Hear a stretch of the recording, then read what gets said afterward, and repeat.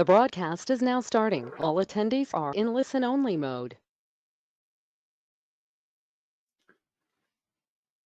Good evening, everyone. Welcome to MLA's Productivity and Profitability webinar series. And this series has now been broadened to include topics on beef, lambs and goats.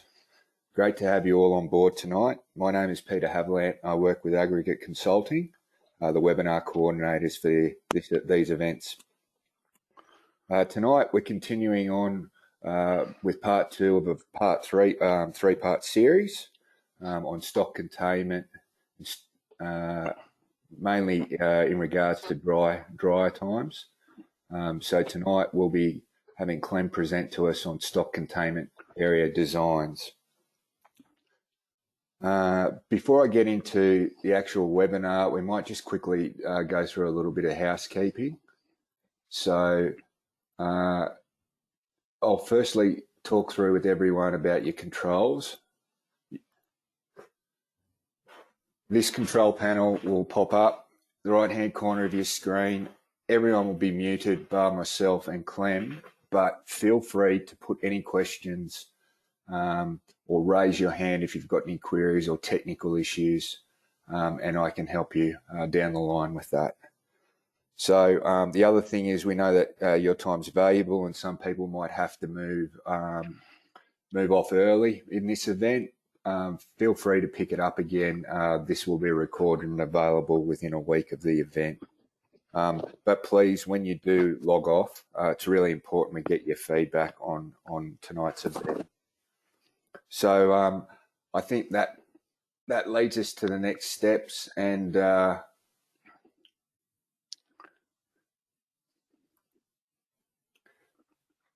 that leads us to the next steps in the webinar. And I'll do the handover to Clem. A little bit of background on Clem. He's based in Ariat, small town in Western Vic. He's been with the department for an eternity, since 1980, working with the mining and farming systems in northeast Victoria over that time. He spent most of his career specialising in soil conservation and prevention of erosion. Other interests: He's now working around his farm supply and whole farm planning with relation to, again, managing that critical resource. So thanks for presenting this topic to us tonight, Clem. I'm sure it'll be insightful. And, yeah, remember to keep your questions coming through, people. All right, Clem, just going to hand over to you now. Should be able to send the sharing function. Yeah, not yet, Peter.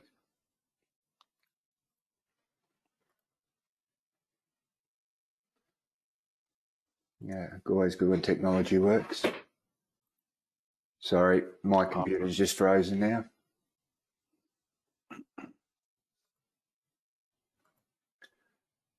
Yes, now you should be able to see it, Clem. Sorry about that.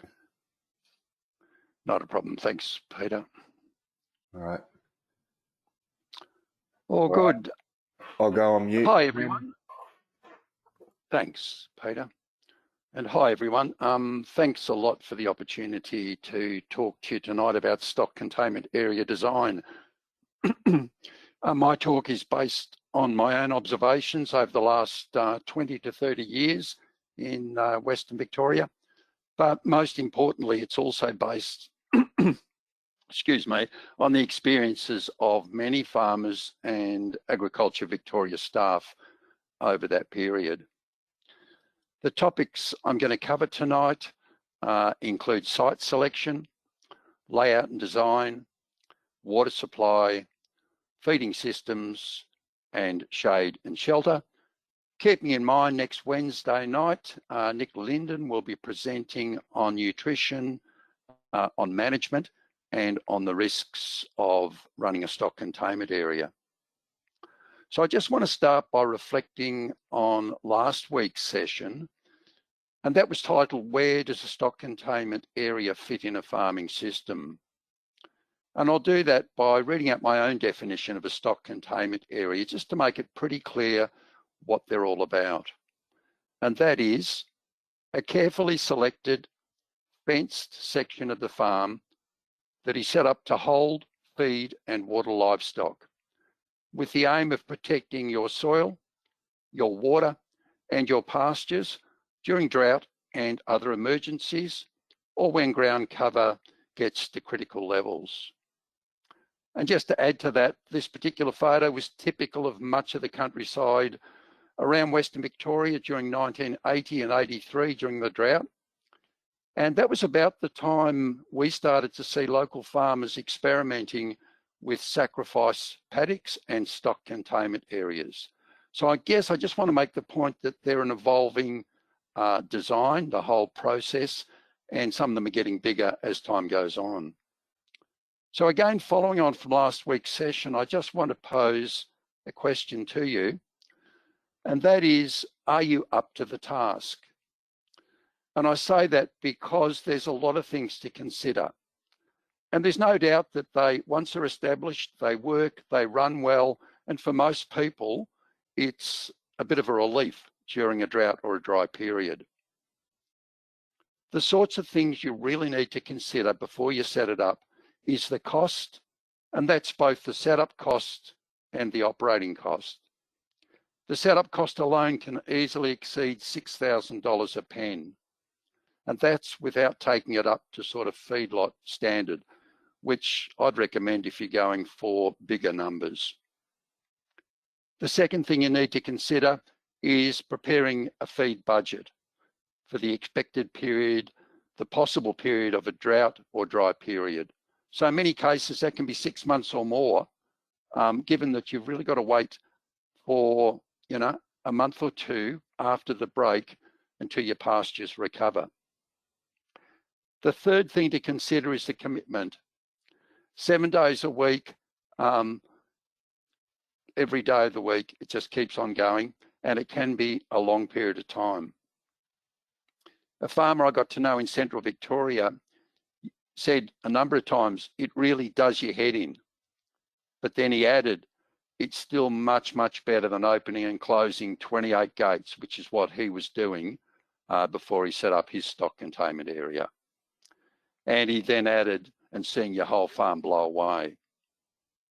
The next thing to consider is having a good understanding of your livestock nutritional requirements. How much energy, how much protein, which of each you need depending on your livestock age and where they're up to in their breeding cycle. The ability to manage stock health and disease, keeping in mind that diseases can spread very quickly in a stock containment area, much quicker than out in the paddock. And I guess the final thing would be having some sort of a contingency plan if you become ill or unavailable to manage the stock containment area. And of course, there's all the other things, which is really what we're on about tonight, which are things like the location, the layout, the water supply, the feeding system. So I want to start by looking at site selection, and this is a bit of a wish list that I've compiled over quite a few years with input from a lot of farmers and a lot of other people. And just make the point that when you're looking for a stock containment area, you're never going to find a perfect site. Just about every site assessment I've done for stock containment areas, it's a compromise. And it gets a bigger compromise in hilly country where you've got lots and lots of regular drainage lines. So just keep that in mind. So I've got really 9 considerations in my checklist. And the first one, proximity to stock handling facilities. Fairly obvious, but not something everyone thinks about. What happens when you've got shy feeders or animals which are lame or whatever? You've got to be able to quickly and easily draft them off, put them in their own pen, and treat them accordingly. So you really need access, close access to a drafting race, a loading ramp, and ideally a set of scales to keep a good close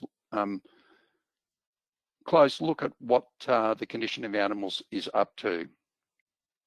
The second one, fairly obvious, but not always given the consideration it deserves, is good all-weather access for vehicles and equipment.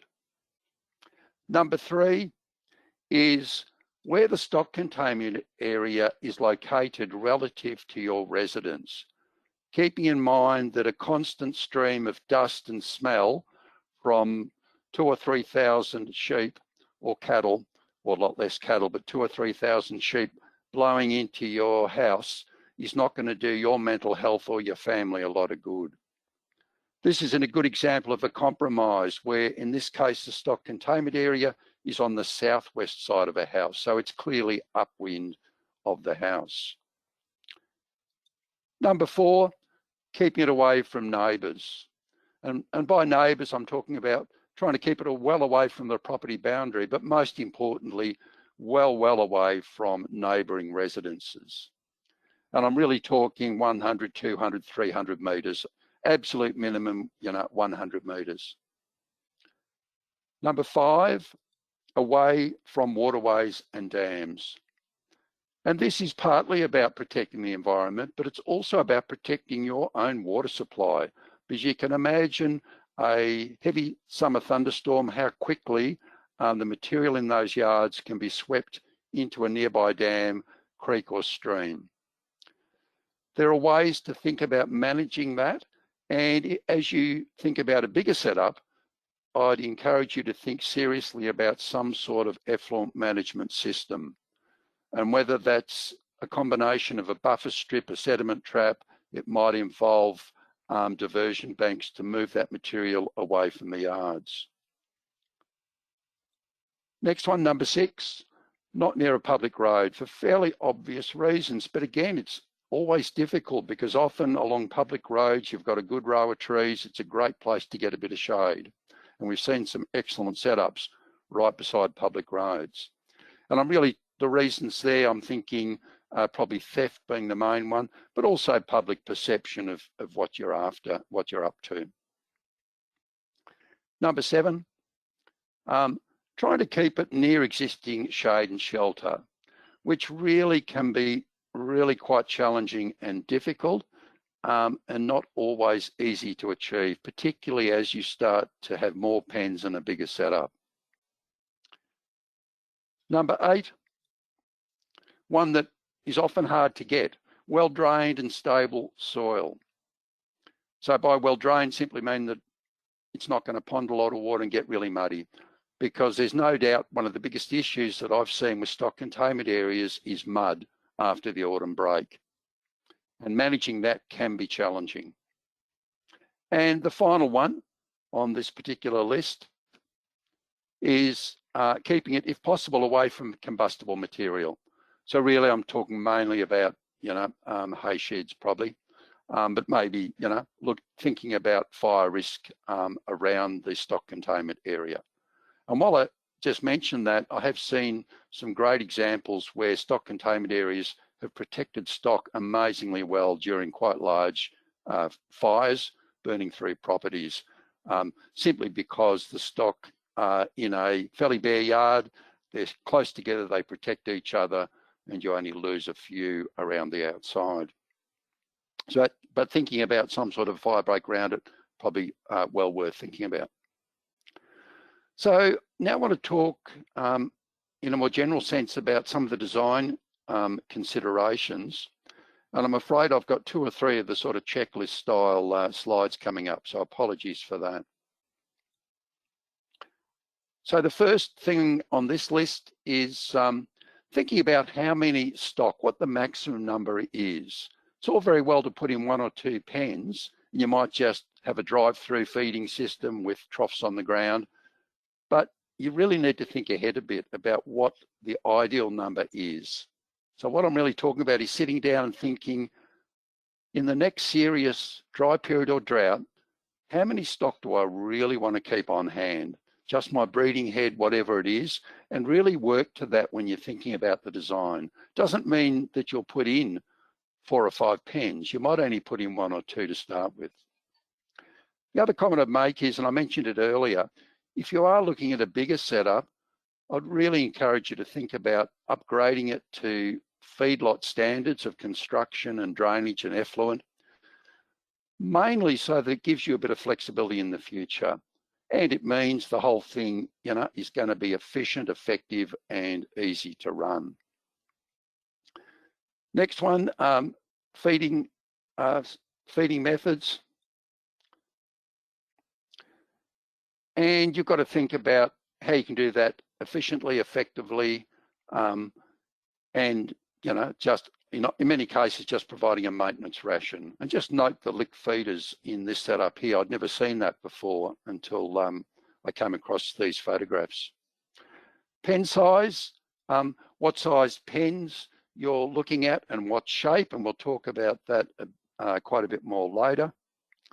Most importantly, water supply, vehicle machinery access, and that can be for taking in roughage, rolls of straw, whatever it is, but it might also be for maintaining your yards, that after a period of time, you could well have to cart material in to backfill some holes.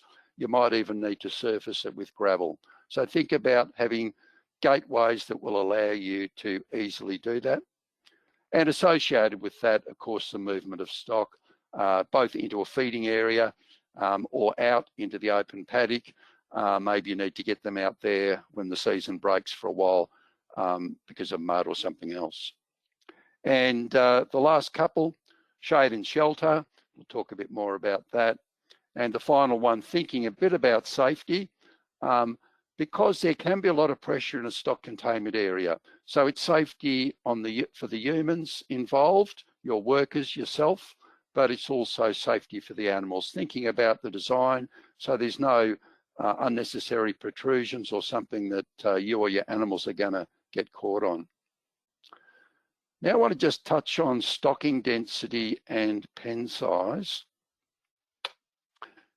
We, and I've got to say in Victoria, suggest 500 sheep or 170 cattle per pen in a stock containment area. Probably not a lot of science to those numbers. It was just a figure that sort of evolved over a few years, and it's probably got a lot to do with ease of management. But Nick might comment more on that next week. So 500 sheep or 170 cattle in a pen of the area equal to 50 by 50 metres. So we're talking about a large suburban house block. Half an acre is what we're talking about. So it's not a big area. But the problem is if you make it too big, you can have dust as an issue. You've got to go a lot smaller before you start to really look at animal welfare issues. And again, I'm talking about the code of practice in Victoria, where the minimum or the maximum density allowed of animals in containment is 2 square metres per head for sheep and 10 square metres for cattle. So that's the minimum area you can have for those animals. We're recommending 5 square metres, so over twice that. However, having said that, I've also seen some good examples where reducing that area by 10 or 20% means that the pens stay moister, and particularly on sandy soils, you're going to have less sand blowing around. In dusty soils, less dust. So what does this actually look like? And I've just got a series of slides to give you the sort of spacing. And the first one is if we start with at the absolute minimum area per head, and I'm starting with sheep, and we end up with a space of about 1.2 metres between the animals. We bump that up to 3 square metres per head. We're going up to 1.5 metres, starting to get a bit of space between them. 4 metres, 1.8 metres, so a good space between them. And then we go to what we recommend, 5 square metres, and we got over 2 metres between the animals. And to be honest, all the feedback I've had from a lot of farmers is that once animals settle into stock containment, even lambs, after a few days, they seem to relax and socialise quite fine in containment. Particularly if they're from the same mob. If they're not, they might tend to sort of break up into a couple of different mobs. And finally, on these slides, just an example of cattle at the recommended 15 square metres per head. And you can see we've got nearly 3 metres between the beasts in this slide. So we've covered some of the design considerations. We've looked at stocking densities. Now just look at layout in a bit more detail with yet another checklist. So the first thing on my list is how many pens you're going to require. And when you're thinking about pens, even if you really only want 1 or 2, you're probably best with 3 or 4, because the biggest problem in stock containment is shy feeders, probably backed up with acidosis, moving your animals from grass to grain. Probably the main issue. So you really need extra pens to manage those sorts of issues and get onto it pretty quickly. Number 2, the feeding method and equipment. And I'm simply talking about whether you're going to want to drive through the pen, whether you're going to have a feeding area out the front. It will just affect the shape and the dimensions of each pen. Of course, the access to existing infrastructure, fairly obvious, and we mentioned that earlier. One we often don't think about is topography and drainage. And again, it's fine with only 1 or 2 pens, but once you get 3 or 4 pens, you really got to think about laying them out across the slope so you're not getting pen-to-pen drainage and the movement of water and effluent right through the pens, because it really can make quite a mess in a thunderstorm event.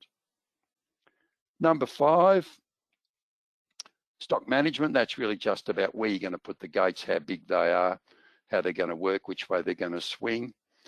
And the final one we've mentioned already a couple of times is the provision of shade and shelter. So now just touch on the actual pens themselves, the sort of dimensions you might have, and the sort of shapes. And if you look at this particular slide we've been watching, you'll notice this is a wagon wheel design. So clearly the pens are a more unusual shape. So if we look at the very left image in this slide, you can see a triangle there, which is probably similar to that wagon wheel setup, where we've probably got something which is 50 metres across the wide end and about 100 metres long to give us that same area for 500 sheep and 170 cattle, 5 square metres per head of sheep, 15 square metres per head for cattle. The middle one, if you're looking at having a ground feeding system, and that might simply just be a trough on the ground that you drive the feeder over, it needs to be long enough for all the animals to get access to it. So you really need something pretty long and thin. And something like this one in the middle here, which is 100 metres long by 25 metres wide, might do that job. And of course, you'd need a gate at each end to drive in and out of. And on the right-hand side, if you're setting up a laneway feeding system, and I'll show you an example of that shortly, then you'd probably go for something closer to a square. So this slide here just shows a couple of different laneway feeding systems. And the farmer I mentioned earlier in central Victoria, he's got the system on the left. He's now expanding that to 6 pens with 500 sheep in each of those pens, and a long feeding area right down in that long skinny slot down the bottom. And we'll talk a bit more about that. I've got some photos of that later on. Just touch on fencing material. There's certainly been quite a few stock containment areas successfully built with secondhand materials just thrown together, well-meshed gates or a cocky's gate or whatever. And as long as they're safe to the humans and safe to the animals, they can do the job. It's certainly not my preference. My preference is to go right from the start with something which is, well, I use the word permanent, but none of this stuff has to be permanent if you don't like it, but permanent, high quality, and do it from the start. You really can have these yards subjected to fairly high stock pressures, particularly if you've got laneway feeding systems.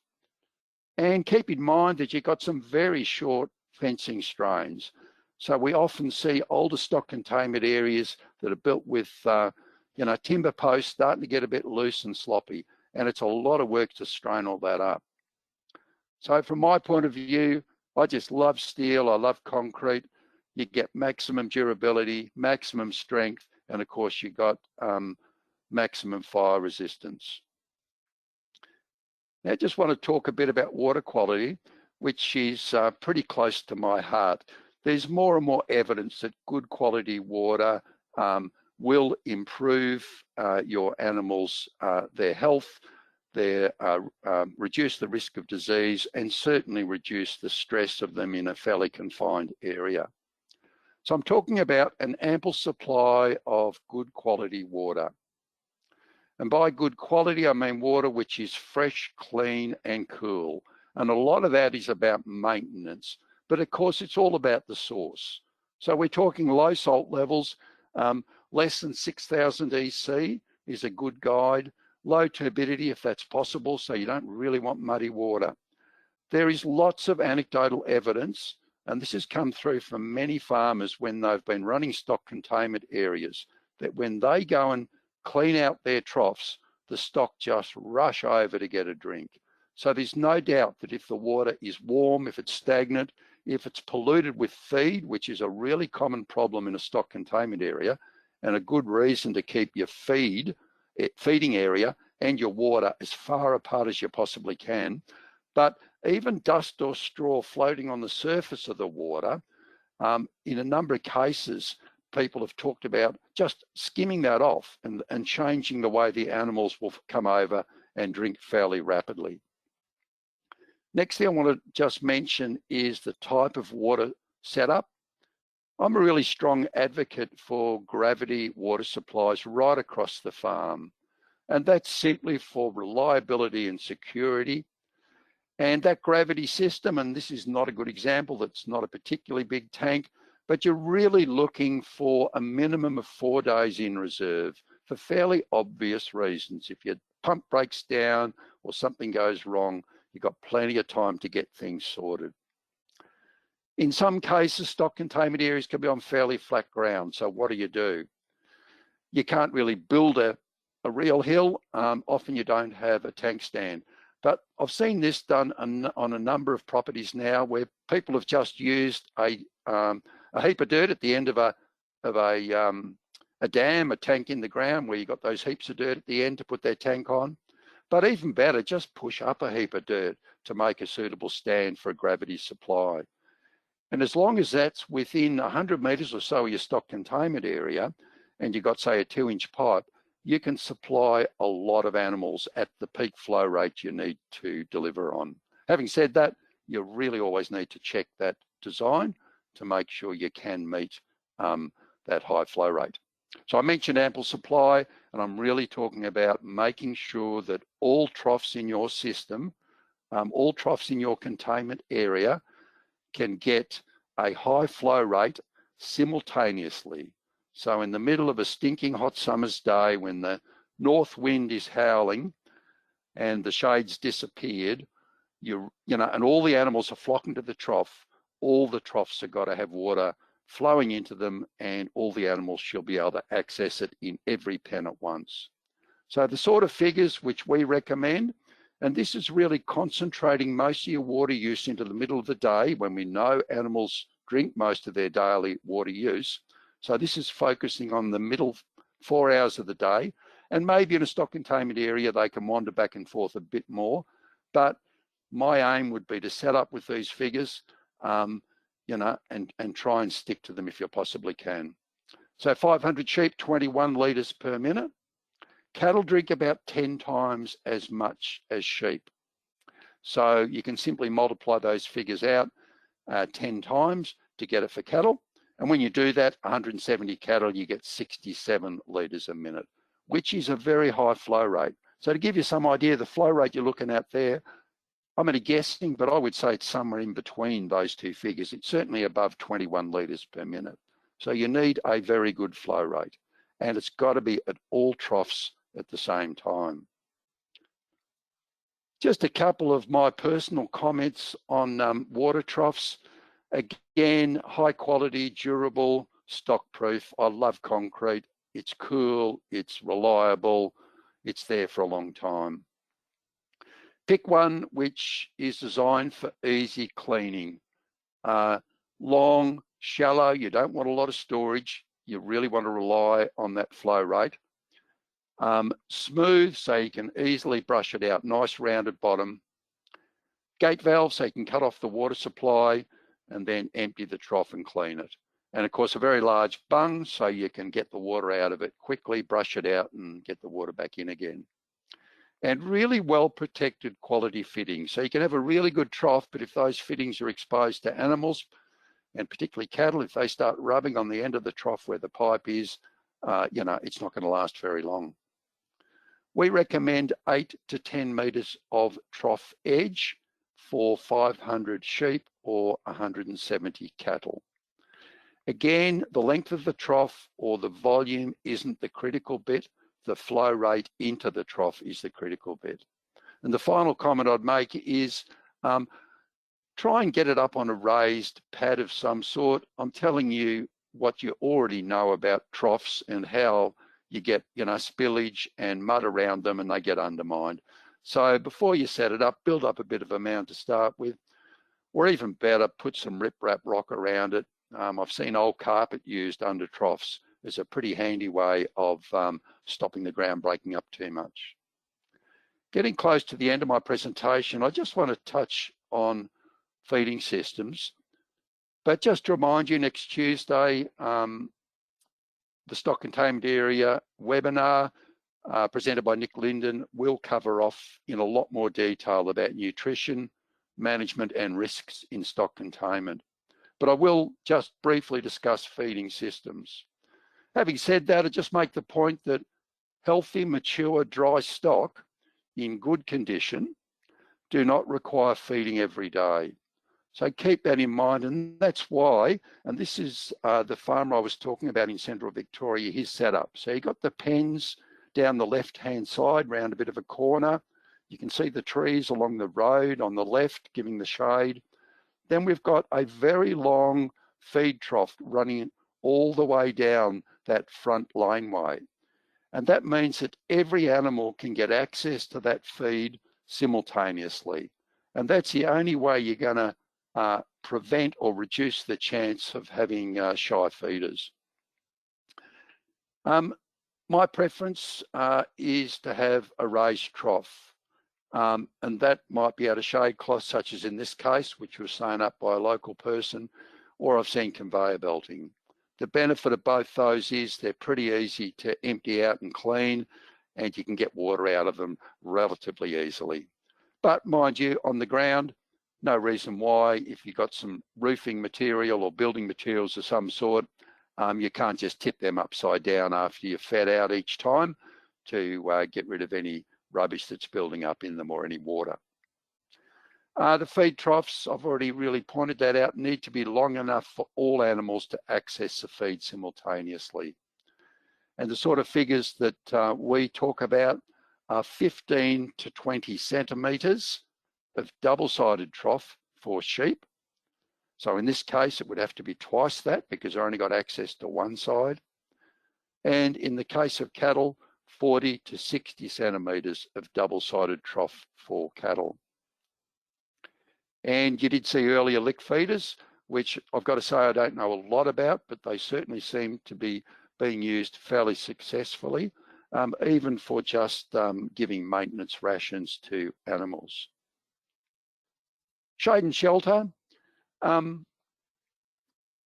think the view of our department is shade and shelter should be provided to all animals, at least for part of the day.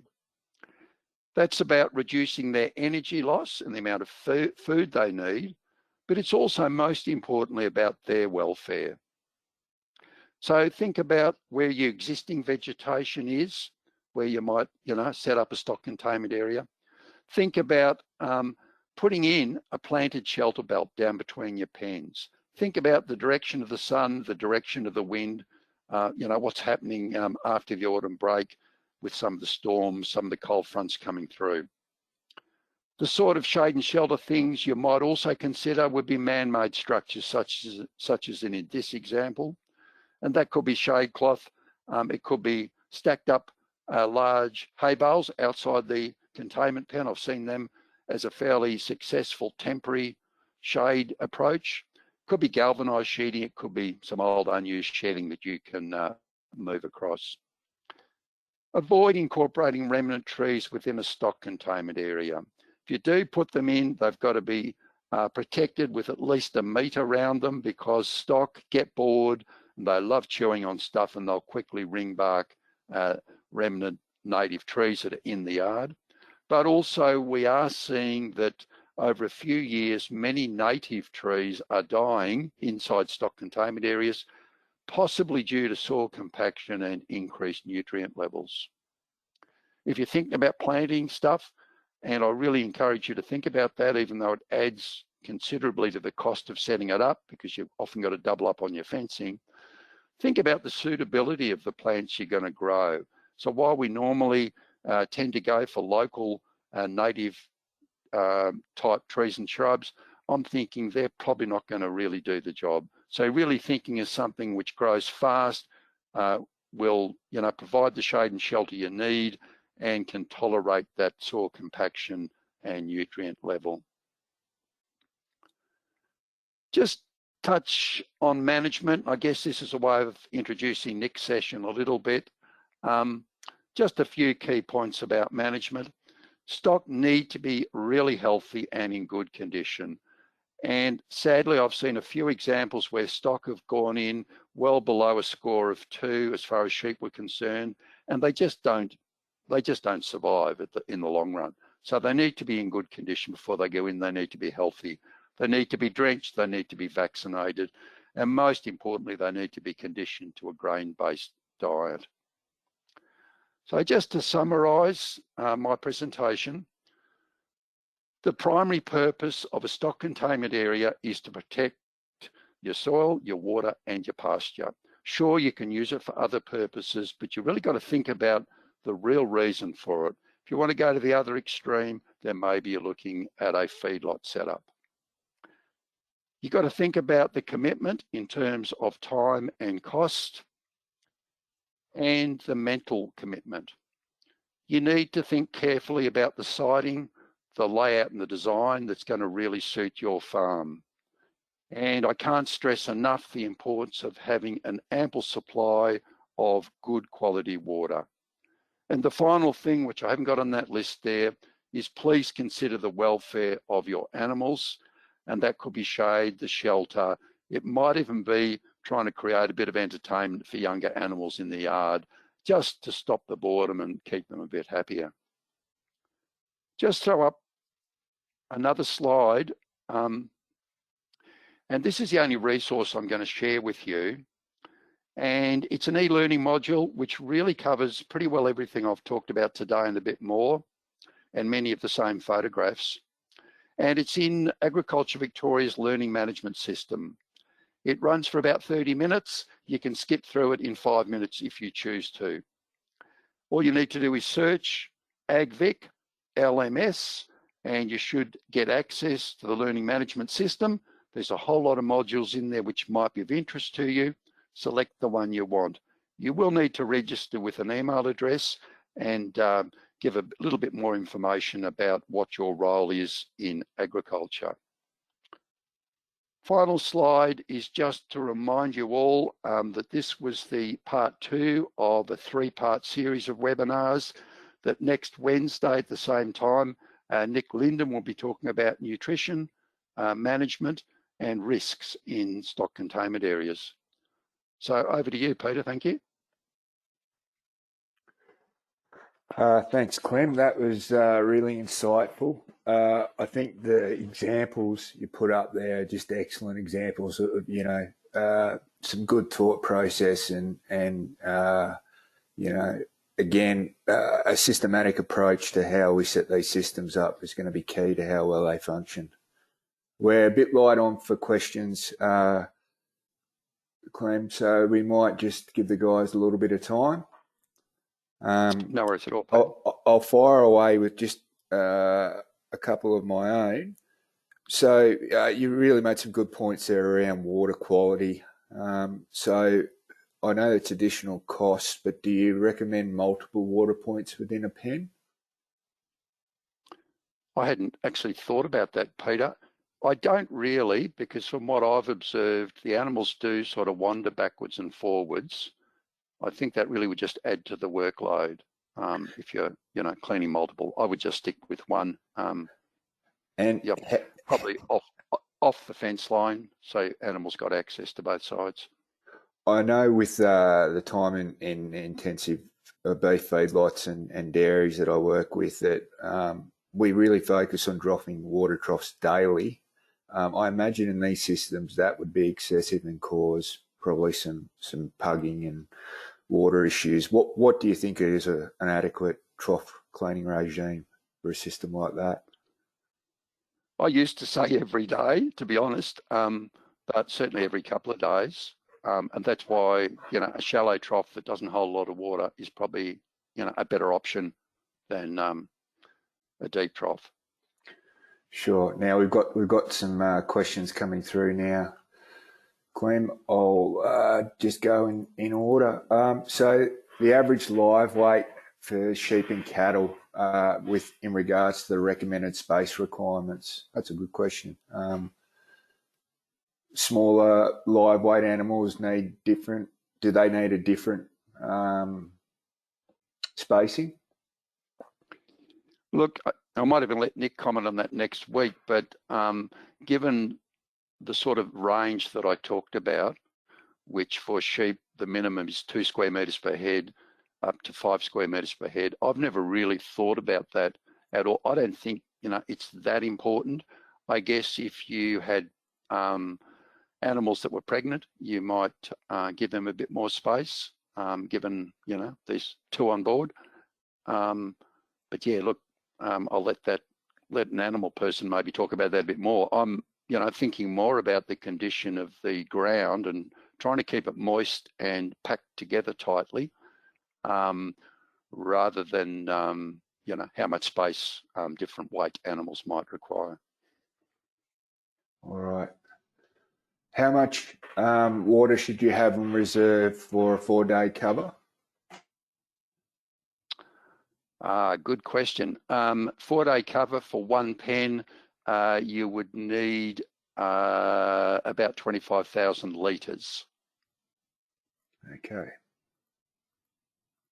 So similar same for the cattle, 170 cattle or 500 sheep. That's a bit of quick mental arithmetic, so I could be wrong, but I'm pretty confident about that.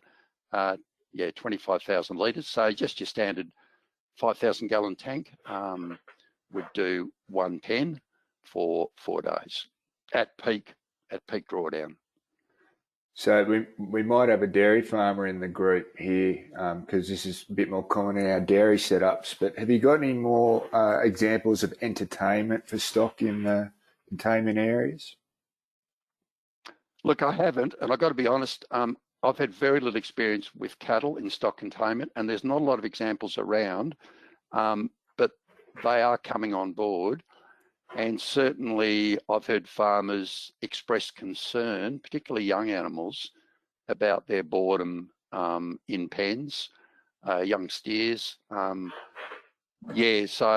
I guess I was just thinking about any sort of entertainment you can think of inside the pen. I'm not sure whether, I've never actually, I know goats jump up on hay bales. I've seen that a lot, but I presume, younger sheep, lambs might do that as well. I don't know. It's obviously got to be something that's not going to get wrecked straight away. But even having that constant source of roughage, which Nick will really hammer next week, no doubt, if they've got something to pick at, it's going to keep them a bit more occupied. And it can be very low quality, straw, whatever.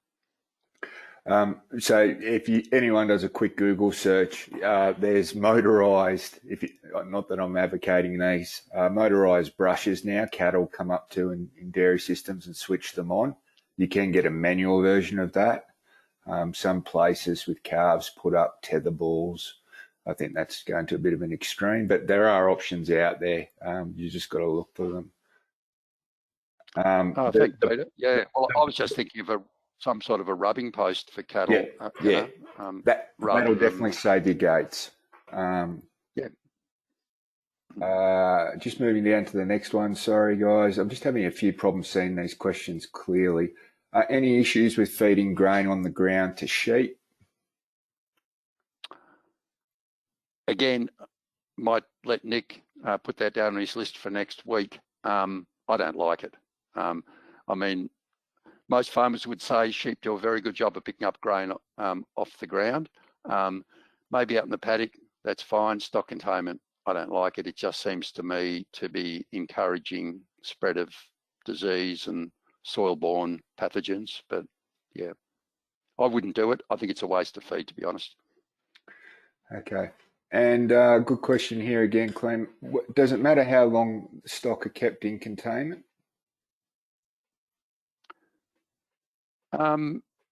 I haven't heard of any reports of issues with stock being in for quite extended periods, but then the longest I've ever heard of stock being in is probably that 5 or 6 month period. So I really can't comment on that any further. And maybe some of the nutritional requirements become a bigger issue, you know, the longer they're in there and haven't got access to minerals or whatever out in the paddock. So that's something, again, that Nick might cover off on. Yeah, Clem, I think definitely nutrition based. I guess Nick will cover off the transition phases. So from obviously high fibre, roughage, pasture systems into containment, but equally important, you know, when do we put cattle back out or sheep back out after a dry spell? And again, it's not cold turkey. It's not just open the gates and let them have at it. Now, do we have any thoughts on feed troughs inside or outside of the pen? So sheep feed through a fence. I've seen both. I guess the problem with having them, having the animals one side and the feed trough the other side is getting the fence long enough. I mean, you'd nearly need to wrap the trough right around. If you've got 500 sheep all trying to get access simultaneously, they need, you know, nearly the full length right around a pen to get that access for each one of them. Maybe not the full length, but certainly half the length right around a pen, 2 sides of a pen. So I think that would be a bit impractical for maintenance rations. Maybe different, you know, if you're finishing animals off briefly in stock containment. Okay. Now, Clem, I'm not sure exactly what this question is after, so I might split it up into 2 parts. When we talk about space between watering points or maybe access we're talking about, what's the general distance between water points? And just in case I've got that wrong, let's talk about how much water access they need to have per head as well. I think I earlier gave you some idea, just from memory, you know, probably 10 to 14 metres of trough edge is the sort of how much access they need. I guess the point I was making earlier is the further you can keep, if you're feeding inside the pen, then there's quite a big issue with feed residues getting transferred from the feeder to the water supply. So the further you can keep them apart, the better.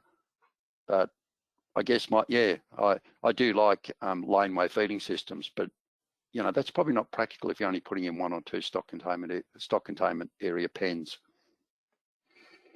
Really good question here from Roger, Clem, and it's going to be difficult for you to answer, but the question is around how do we gauge the economics of setting up a stock containment, whether it's successful or not successful, and how much do we invest in it? Really, out of my level of expertise, my background is soils and land more so than animals and economics. All I can say is that I've spoken to many, many farmers who've been running them for quite some time and absolutely swear by them. And that includes that farmer in central Victoria who the first year was hit by quite a major disease problem, and it hasn't stopped him. He's been going for over 10 years. Nearly every year he's had some animals in containment. So yeah, I can't comment on the economics, but clearly from a point of view of looking after your soil and your pastures, then I mean, long term, the economics have got to stack up, but I haven't got the figures. I've just got a comment here on other play or entertainment. Chain hanging from fences, balls, empty, drenched drums, lambs will play with them. So Nick's going to talk about that next week. I just caution, if you use chains on fences, make sure you've got a secure latch on the gate, because cattle will let themselves out, I can tell you that. Are there any aspects to avoid, Clem, i.e. north-facing slopes or anything like that that we should be aware of before we set up? Look, given my comments earlier about it always being a compromise, we've had staff sort of driving all over Victoria helping farmers find sites for stock containment areas. And really, that's probably the last thing on your mind is sort of aspect. It's more about, getting a little bit of slope, so you're not, reducing pugging within the stock containment area, trying to find a site which is close to your stock handling facilities. There may be, clearly if it's a south-facing area, it's going to be wetter and damper and more prone to mud than a north-facing. That would be my only comment on that, Peter. Yep. Now, Clem, good comment and question here. It appears this concept is to be set up for droughts. If the setup is appropriate, what is your experience for being used all or every year, but for shorter periods? So again, will that change the business case? I think you've touched on that with feedlot setup. Yeah, look, again, I'm not going to talk about the livestock or the economics, but just comment that I'm certainly aware of a number of farmers who use it for both very successfully, both for drought and dry periods, but also for, maybe finishing off for the last 5 or 6 weeks, finishing off an animal for market. And again, it seems to be very successful.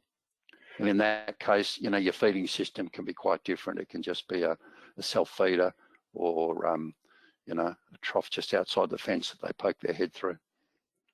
And I guess a new issue we've come across in the recent times is pugging. I guess we haven't had this kind of rainfall consistently for a long period of time. So we do have some clients using these standoff areas for, to hold up pasture under really wet conditions, especially around the Gippsland area. Right, yep. All right. Now, that sort of brings us to a close in terms of questions. Doesn't seem like anything else has come through. Just making sure we've got everything there, Clem. And that looks right. All right. Well, thank you, everyone, for your attention tonight and tuning in. Again, Clem, really great insights and some practical tips and tools there for us to walk away with. So please complete your survey as you go out, and hopefully we'll all see you back for part 3 next week. Thanks, Peter, and thanks, everyone. Cheers, Clem. Thank you.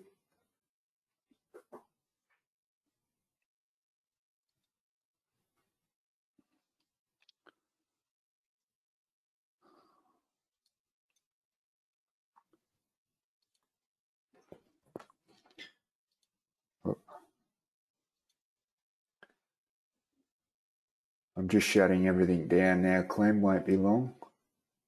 No worries at all.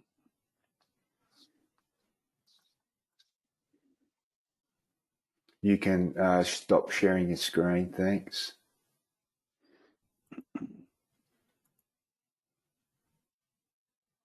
I'll stop our recording.